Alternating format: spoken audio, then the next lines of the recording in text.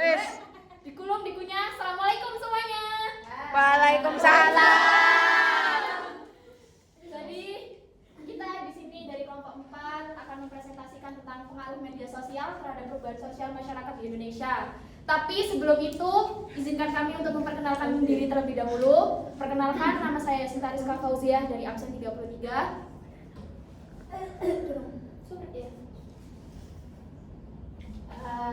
Saya Tamariska Wahyu Kartikasari, absen 31. Saya Karisa Dandala Sugesti, absen 6. Saya Sarinski Aprilia Putri, absen 29. Saya Nana Dwi Aurelia, absen 22. Saya Krana Mutiara, absen 16. Saya Rizky Amelia, absen 25. Sebelum itu kita ice breaking dulu guys. Ya, berdiri semuanya. Ayo berdiri semuanya, berdiri. Biar semangat, biar semangat. Semangat pagi. Semangat pagi. Ayo. Rentangkan tangan dulu. Paskan teman-teman. Rentangkan tangan. Zigzag.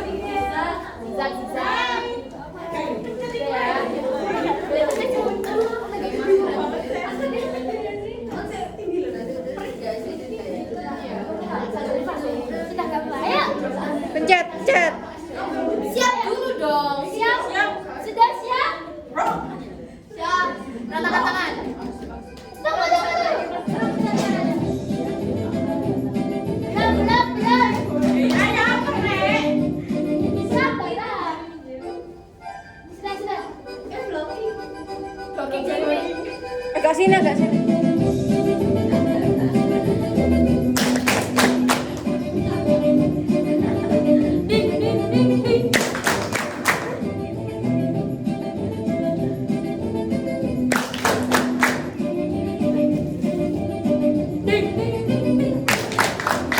Kanan. Mati deh.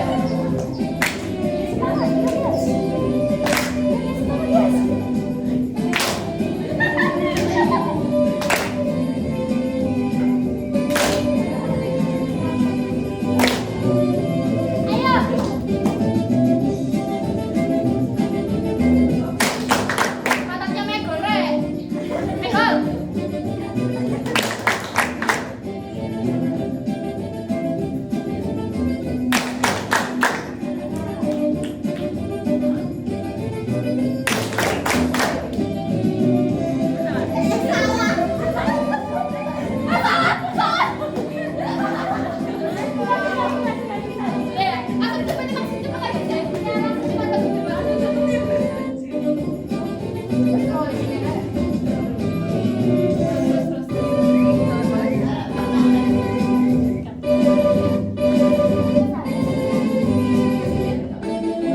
Nah, dikit.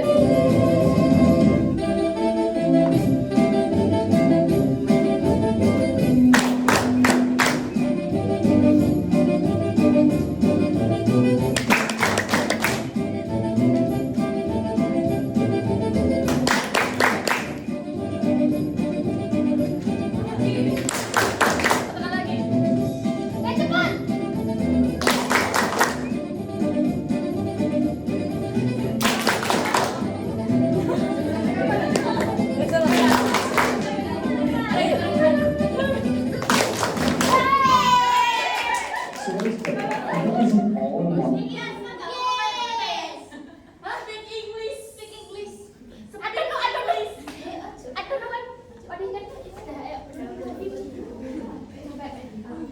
Boleh minum dulu nggak? Nggak boleh. Jadi saya akan menjelaskan teknik di bab 1 pendahuluan ini. Dari latar belakang, dinamika kehidupan masyarakat mengalami perkembangan yang sangat pesat. Akulturasi budaya dengan sentuhan teknologi informasi merupakan fenomena pendorong perubahan tersebut. Secara nyata, media sosial telah merubah kehidupan sosial masyarakat hampir di semua jenjang dan strata sosial.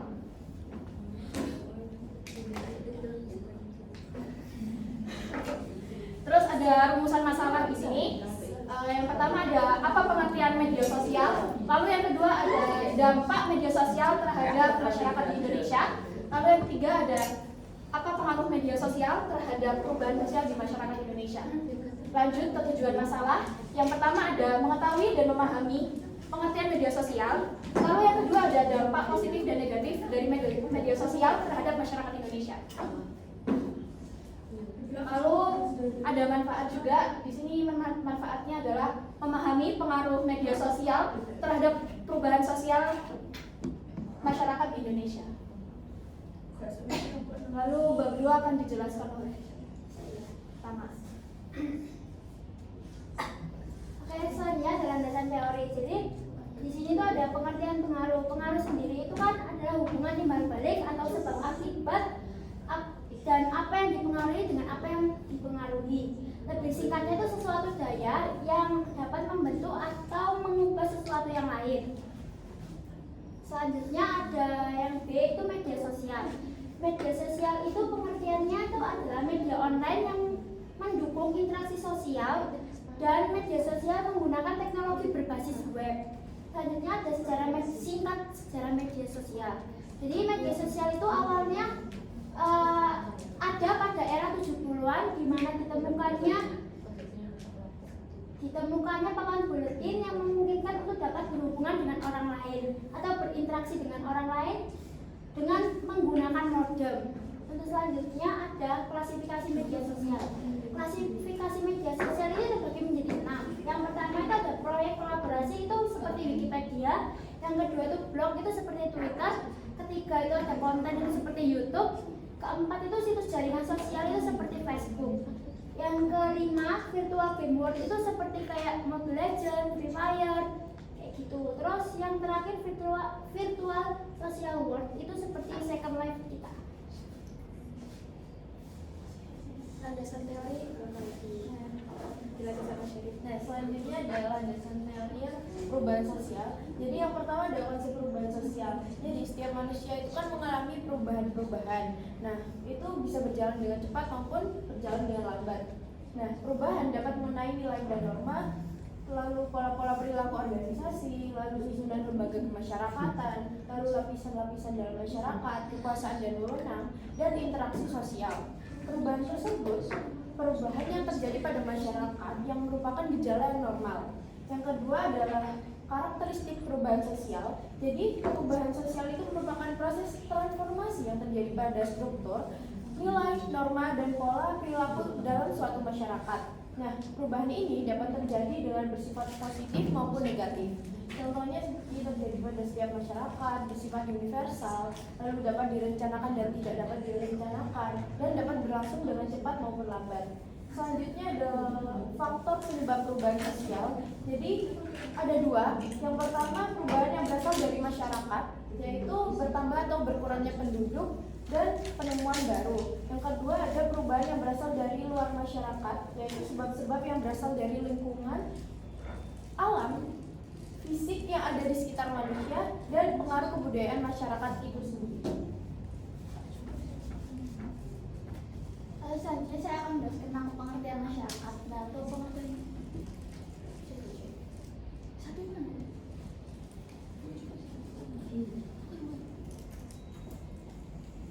Ada di mana?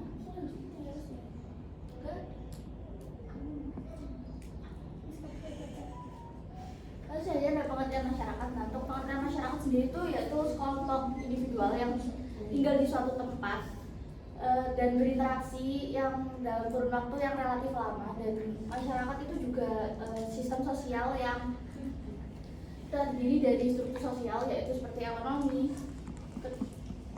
keluarga, pemerintah agama, dan juga pendidikan. Nah, lalu saja ada masyarakat berbentuk over and big. Nah, menurut mereka sendiri itu masyarakat itu suatu sistem dari kebiasaan dan tata cara dari wewenang dan kerjasama antara berbagai kelompok. Nah, lalu yang kedua itu ada Mukhitaryanto. Nah, Mukhitaryanto sendiri itu masyarakat itu merupakan jalinan hubungan sosial dan masyarakat itu selalu berjuang. Lalu untuk yang ketiga ada menurut McIver and Carlos dalam Jakarta, untuk unsur perasaan masyarakat itu ada 3. Yang pertama itu ada perasaan, ketanggungan, dan saling memahami. Lalu yang terakhir ada menurut Kinley Davis, ada 4 kriteria tentang masyarakat, yaitu yang pertama ada jumlah penduduk, lalu yang kedua ada luas kekayaan dan kepadatan penduduk daerah pedalaman. Lalu yang ketiga itu ada fungsi khusus masyarakat setempat terhadap seluruh masyarakat. Lalu yang keempat ada organisasi masyarakat yang bersangkutan.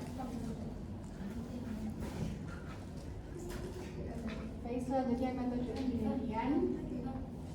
Yang pertama jenis penelitian. Jadi penelitian ini merupakan penelitian yang berupa deskriptif atau yang bertujuan untuk menyajikan gambar secara lengkap mengenai suatu informasi. Dalam penelitian ini, peneliti memiliki definisi jelas dalam mengenai informasi yang dibutuhkan. Selanjutnya, Bentar, teman-teman diam bentar ya. Iya, dan lebih menjelaskan. baik, saya lanjutkan. Selanjutnya sejak penelitian. Dalam penelitian ini adalah masyarakat Indonesia yang meliputi anak-anak, dewasa, dan orang tua. Selanjutnya metode pengumpulan data yang dilakukan peneliti dalam penelitian ini adalah metode observasi, yaitu dilakukan dengan cara terjun secara langsung dalam lapangan atau lingkungan masyarakat. Kemudian metode wawancara yang dilakukan secara langsung, wawancara dengan narasumber, dan metode studi pustaka.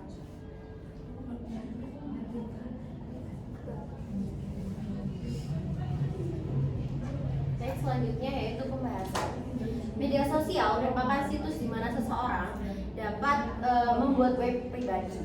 Nah, media sosial ini di era globalisasi ini tentunya tuh internet tuh sangat maju, dan di media sosial ini tuh banyak orang semakin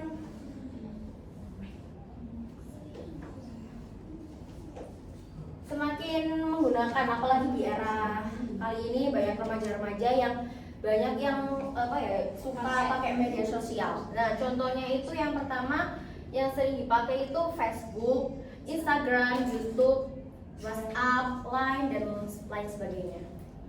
Nah, selanjutnya ada perkembangan media sosial dari tahun ke tahun. Nah, pada tahun 1978 adalah awal mula penemuannya sistem buletin yang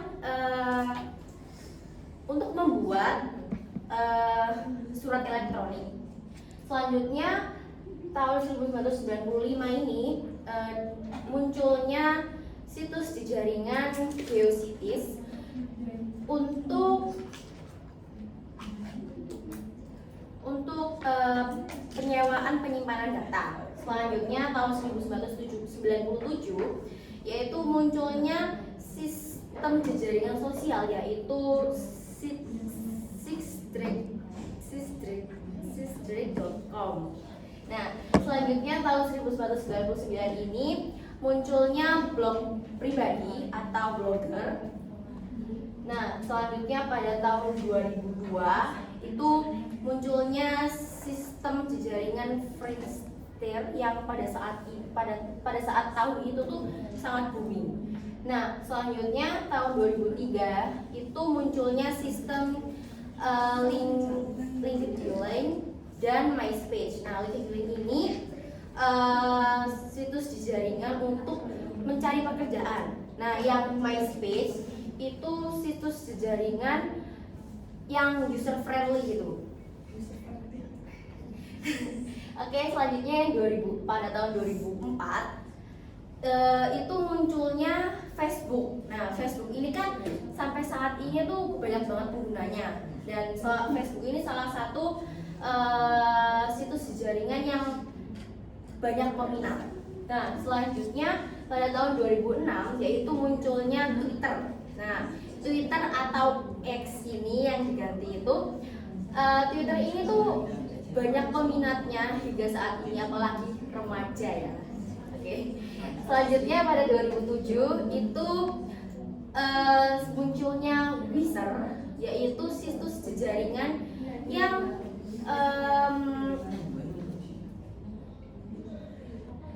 mengusahakan untuk direktorat organisasi lingkungan.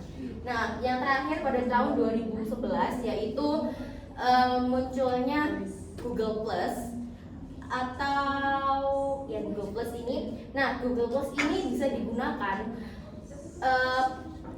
digunakan oleh seseorang, tetapi harus di-invite dari Google-nya langsung, jadi nggak bisa sembarangan orang pakai.